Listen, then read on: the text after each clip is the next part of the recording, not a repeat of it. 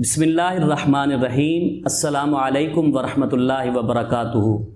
معزز ناظرین کرام، کسی بھی معاشرے کی تباہی کے لیے تین چیزیں کافی ہوتی ہیں: جھوٹ، بد اخلاقی، فحش گوئی۔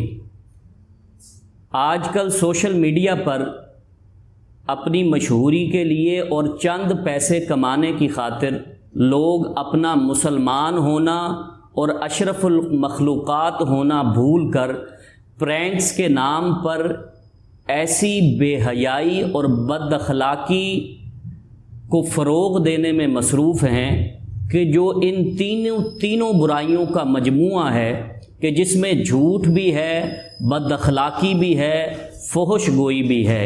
اگر آپ نے ان تینوں برائیوں کا مجموعہ دیکھنا ہو تو آپ سوشل میڈیا پر پرینکس کے نام پر ہونے والی بد تہذیبی کو دیکھ سکتے ہیں۔ کسی بھی مہذب معاشرے میں نہ اس کی اجازت دی جا سکتی ہے اور نہ ہی اسے اچھا سمجھا جا سکتا۔ بڑا اچھا لگا، کیا میں آپ کا نمبر لے سکتا ہوں آپ سے؟ بہت کم لوگ ہوتے ہیں، انڈرسٹینڈنگ ہر کوئی نہیں ہوتا ہے۔ آپ مجھے اپنا نمبر دے سکتی ہیں؟ سرعام لڑکے لڑکیوں سے نمبر مانگ رہے ہیں اور ان سے دوستی کرنے کا کہا جا رہا ہے۔ بوائے فرینڈ اور گرل فرینڈ جیسے گھٹیا الفاظ کا استعمال بے دریغ کیا جا رہا ہے۔ خواتین کے ساتھ پرینک کر کے ان کو تنگ کیا جا رہا ہے۔ الغرض راہ چلتا مسافر ہو، کسی مجبوری کی حالت میں گھر سے نکلی ہوئی خاتون خانہ ہو، اگر یوں کہا جائے تو غلط نہ ہوگا کہ ہر شریف آدمی ان کا آسان ہدف ہوتا ہے۔ ان پرینکسٹر کے ہاتھوں کسی کی بھی عزت محفوظ نہیں۔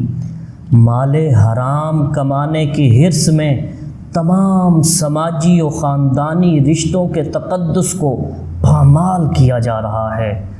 یہاں ایک اور بات کہنا بھی ضروری سمجھتا ہوں کہ وہ تمام لوگ جو جانے انجانے میں اس برائی و بے حیائی کو شیئر کرتے ہیں اور اس برائی و بے حیائی میں برابر کے حصے دار، نہ صرف حصے دار بلکہ برابر کے گناہ گار بنتے ہیں، وہ نہیں جانتے کہ ان کی شیئر کی ہوئی برائی جب تک باقی رہے گی تب تک گناہ ان کے نامہ اعمال میں لکھے جاتے رہیں گے۔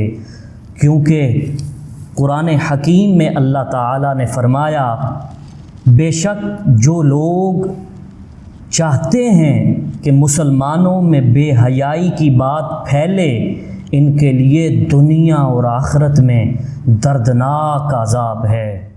لہٰذا ایسا کرنے سے گریز کیا جائے، نہ صرف گریز کیا جائے بلکہ ایسے بدقماشوں کی حوصلہ شکنی کی جائے۔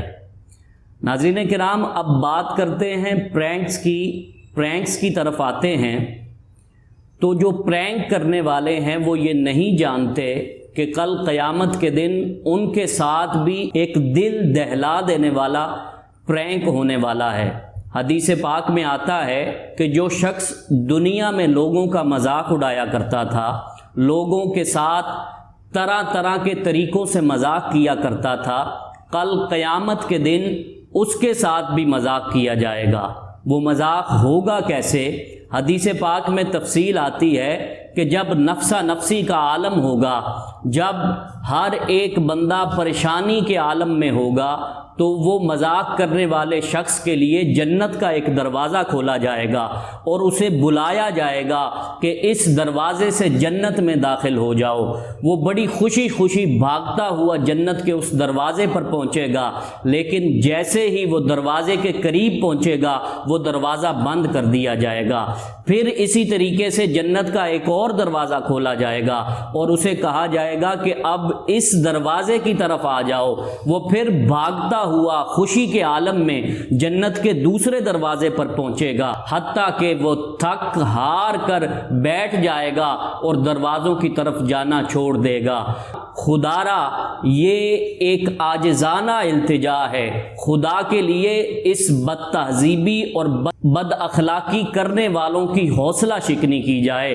یہ جو باپ کے ساتھ مذاق کیا جا رہا ہے، یہ جو خواتین کے ساتھ مذاق کیا جا رہا ہے، یہ جو لوگوں کو سرے راہ چلتے ہوئے تنگ کیا جا رہا ہے، خدا را ان لوگوں کی حوصلہ شکنی کیجئے اور ان لوگوں کو یہ دعوت فکر دیجئے، یہ پیغام ان تک پہنچائیے، شاید کہ ایک شخص بھی اگر اس گفتگو سے سدھر جائے تو شاید میں سمجھوں گا کہ میں نے اپنا کام کر دیا۔ میں دوبارہ آپ تمام احباب جو ان پرینکس کو دیکھ کر آگے شیئر کرتے ہیں اور شیئر کر کے برابر کے حصے دار بنتے ہیں، ان کو بھی دعوت فکر دے رہا ہوں۔